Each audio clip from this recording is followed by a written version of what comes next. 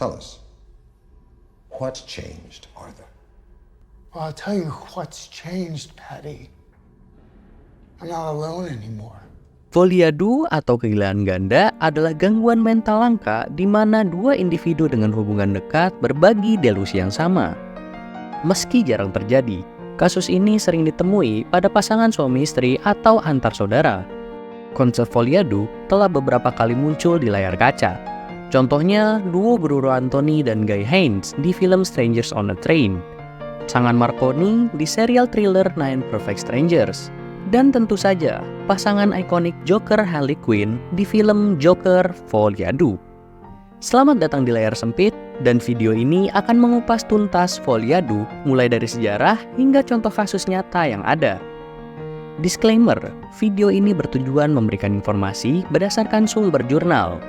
Jika Anda merasa ada teman atau kerabat yang mengalami gangguan mental, silakan langsung hubungi tenaga medis profesional. Kasus pertama kegilaan ganda dilaporkan pada tahun 1860 oleh seorang ahli saraf dan psikiater Prancis bernama Jules Bayarger. Beliau menamakannya folie à double forme, yang jika diterjemahkan berarti kegilaan dua bentuk. Istilah folia do baru muncul pada tahun 1877. Dicetuskan oleh dua psikiater Prancis, Jean-Pierre Faivre dan Erne Charles Lesage. Tampaknya, pada abad ke-19, Prancis menjadi negara terdepan dalam urusan penyakit mental. Faivre dan Lesage menemukan bahwa dua pasien mereka memiliki halusinasi yang sama. Setelah penyelidikan lebih lanjut, terungkap bahwa gangguan jiwa berasal dari individu A yang kemudian menular pada individu B. Orang yang memiliki gangguan jiwa dan menjadi sumber penyakit disebut primer, sedangkan orang yang terpengaruh disebut individu sekunder. Folia do memang paling sering dijumpai pada pasangan dua orang. Namun, kasusnya tidak terbatas sampai di situ. Individu primer bisa saja menularkan gangguan jiwanya ke lebih dari satu orang, seperti yang biasa terjadi dalam kultus sesat. Dalam kasus tersebut, pemimpin kultus yang mengalami gangguan jiwa menyebarkan delusinya ke para pengikut melalui ceramah atau sesi diskusi.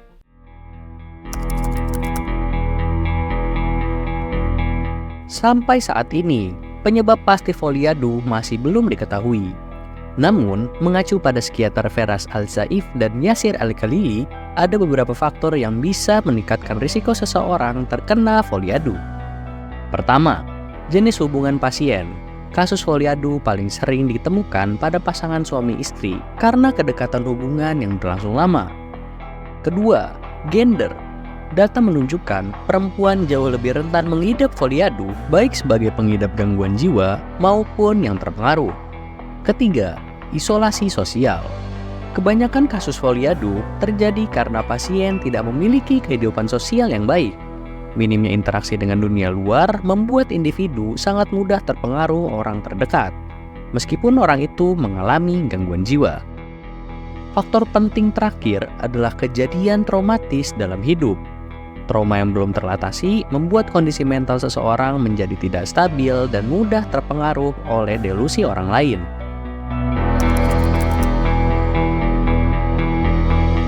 Pada tahun 1880-an, para psikiater masih belum satu suara dalam merumuskan definisi folia do. Masing-masing memiliki versinya sendiri. Hal ini bukan tanpa alasan. Dari banyaknya kasus folia do, memang ada beberapa perbedaan, meskipun intinya tetap gangguan jiwa yang dialami dua orang. Barulah pada awal tahun 1940-an, semuanya menjadi lebih jelas. Ini berkat seorang psikiater Amerika bernama Alexander Gralnick. Beliau mempelajari 103 kasus folia do dan menyimpulkan bahwa ternyata ada 4 tipe folia do. Tipe pertama dan yang paling umum adalah folie amoureuse. Ini bisa dianggap sebagai definisi folia do itu sendiri. Di sini, individu yang mengalami gangguan jiwa menularkan delusinya ke orang terdekat. Korban paling rentan adalah mereka yang memiliki hubungan sangat erat seperti pasangan, kekasih, atau orang tua ataupun anak. Gangguan jiwa pada korban biasanya akan segera hilang begitu mereka dipisahkan dari sumber gangguan. Tipe kedua disebut folie simultane. Kasusnya pertama kali muncul pada tahun 1880. Dalam tipe ini, kedua individu sama-sama mengembangkan gangguan jiwa. Penyebabnya adalah lingkungan sosial yang kurang kondusif. Laporan lain juga menyebutkan tipe ini bisa terjadi pada saudara kandung yang memiliki gen beresiko. Tipe ketiga adalah folie communique. Tipe ini pertama kali ditemukan oleh Marandon de Montiel pada tahun 1881.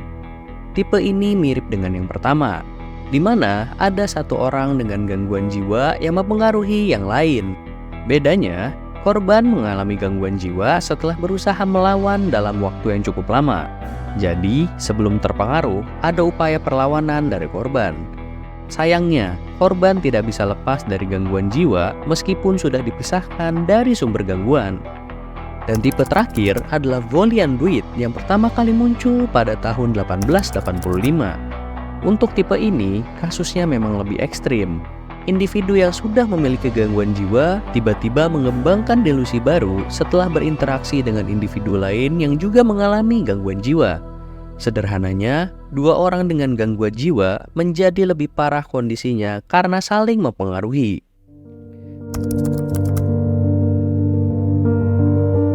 Di tahun 1984, seorang mahasiswi berusia 20 tahun bernama Elisabeth Heissem bertemu dengan seorang pelajar Jerman bernama Jens Soring. Keduanya berkenalan saat menghadiri acara orientasi di Universitas Virginia, Amerika Serikat. Beberapa bulan kemudian, mereka resmi berpacaran. Soring dan Heissem sering bertukar surat, seperti kebanyakan orang pada masa itu. Yang berbeda adalah isi surat-surat tersebut. Dalam salah satu suratnya, Heissem mengaku ingin membunuh kedua orang tuanya dan meminta bantuan Soring. Dan benar saja, pada tanggal 3 April 1985, ayah dan ibu Elisabeth Heissem ditemukan tewas di rumah mereka sendiri. Setelah proses investigasi dan pengejaran yang cukup panjang, akhirnya Heissem dan Soring berhasil ditangkap. Di pengadilan, Jens Soring membantah tuduhan pembunuhan yang dijatuhkan padanya. I'm not a murderer. But I was convicted wrongly of 2 murders. Keduanya kemudian menjalani pemeriksaan psikologis.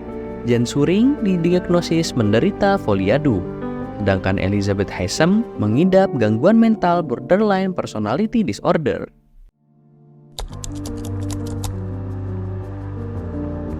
Mengacu pada psikolog klinis Arlene Koenschik, saat ini belum ada prosedur pengobatan standar untuk folie adu.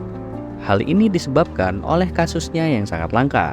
Biasanya, langkah pertama adalah memisahkan individu sekunder dari individu primer atau yang menjadi sumber gangguan mental. Umumnya, langkah ini mampu mengurangi gejala gangguan pada individu sekunder. Beberapa penanganan khusus yang bisa menjadi opsi adalah psikoterapi, terapi keluarga, dan penggunaan obat-obatan.